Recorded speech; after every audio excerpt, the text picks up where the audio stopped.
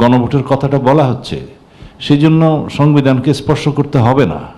মাননীয় সভাপতি প্রফেসর আলী রিয়াজ সাহেব যে বক্তব্যটি দিয়েছেন, হয় আমি বুঝতে পারিনি অথবা ইন্টারপ্রিটেশনটা অন্যভাবে মিসলিডিং হয়ে যাবে এই আমাদের ফিউচার ডিসকাশনের জন্য।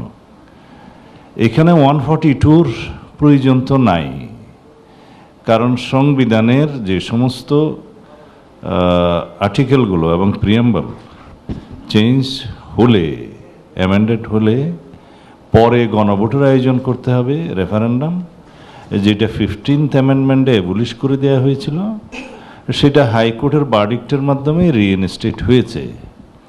ওই জন্যই বলি যে ডক্ট্রিন অফ ইক্লিপস অনুসারে রিইনস্টেট হয়েছে, বিকজ এটা এখনও পর্যন্ত অ্যাপিল হয় নাই, চ্যালেঞ্জড হয় নাই। 6টা আর্টিকেলের মধ্যে এটা একটা গুরুত্বপূর্ণ। কিন্তু আমরা এখন সেই জায়গায় তো আসতে হচ্ছে না। পরবর্তীতে সংবিধান যখন সংশোধিত হবে নেক্সট পার্লামেন্টে, যে আর্টিকেলগুলোতে চেঞ্জ আসবে, অবশ্যই এই সমস্ত আর্টিকেলগুলো আছে, সেই জন্য আবার রেফারেন্ডাম হতে হবে রাষ্ট্রপতির স্বাক্ষরের আগে। সেই প্রশ্নটা তখন আসবে।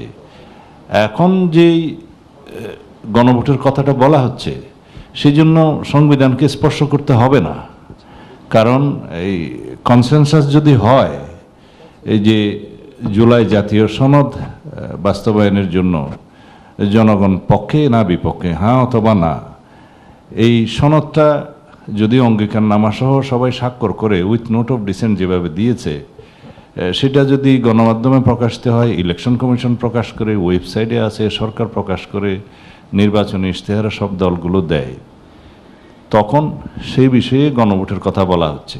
এখানে দুইটা বিষয়, একটা হচ্ছে গণভোটটা কি আগে হবে নাকি গণভোটটা simultaneously at the same date parliament ইলেকশনের সময় হবে।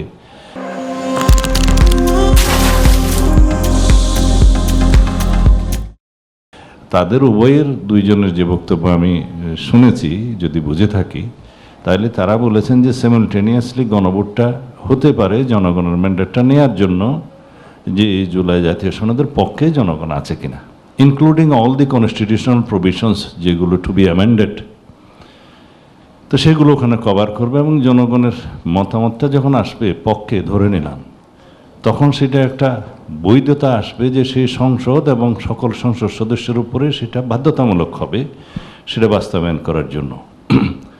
ইভেন দেন যখন সংবিধান সংশোধিত হবে, যেহেতু 142 কার্যকর হয়েছে, রিইনস্টেট হয়েছে, সেই মতে আবার পরবর্তীতে একটা রেফারেন্ডাম হবে। এখন আমরা সেই জায়গাতেও যাচ্ছি না, সেটা পরের ব্যাপার। আগের জায়গাটাতে যদি আপনারা মনে করেন যে গণভোট হতে পারে, সেই গণভোটের জন্য শুধুমাত্র আরপিওতে একটা সংযোজন করতে হবে। সেই সংযোজনটা মানে আমি আমার ক্ষুদ্র জ্ঞানে যেটা মনে করি, যে অর্ডিন্যান্স ধারের মাধ্যমে এভাবে হবে যে আরপিওতে আমরা একটা ধারা সংশোধন করলাম, যে সরকার গেজেট নোটিফিকেশনের মাধ্যমে যেটা যেই দিন নির্ধারণ করবে জাতীয় সংসদের দিনে অথবা অন্য কোনো দিনে, সেই হিসাবে ইলেকশন কমিশন কোনো জাতীয় প্রশ্নে রেফারেন্ডামের আয়োজন করতে পারবে।